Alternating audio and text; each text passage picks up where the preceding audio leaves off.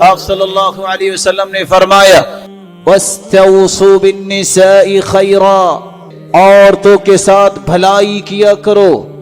امر النبی صلی اللہ علیہ وسلم کما یقول ابن باز رحمہ اللہ، ابن باز فرماتے ہیں اس حدیث کے اندر اللہ کے رسول فرمانا چاہتے ہیں ان یحسنوا الیہن، مردوں کی ذمہ داری یہ ہے وہ عورتوں کے ساتھ احسان کریں، ولا یظلموہن، ان پہ ظلم نہ کریں، وَيُعْطُوهُنَّ حُقُوقَهُنَّ، اور ان کے پورے حقوق ادا کریں۔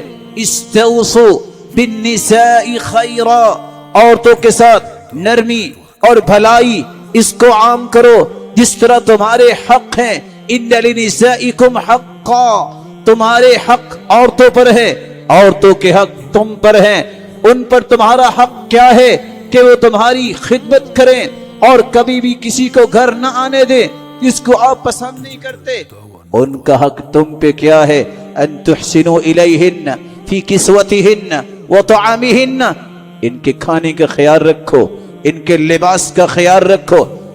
ان تطعمها اذا طعمت، جب خود کھاؤ اس کو بھی کھلاؤ۔ وان تکسوها اذا اکتسیت، جب خود لباس خریدو پہنو اس کو بھی پہناؤ۔ ولا تہجر الا فی البیت، اگر کوئی نچاکی ہو جائے گھر سے نہ نکالو، گھر میں رکھ کے اس کی اصلاح کرو۔ ولا تضرب الوجه، اور اپنی بیوی کو چہرے پہ مت مارو۔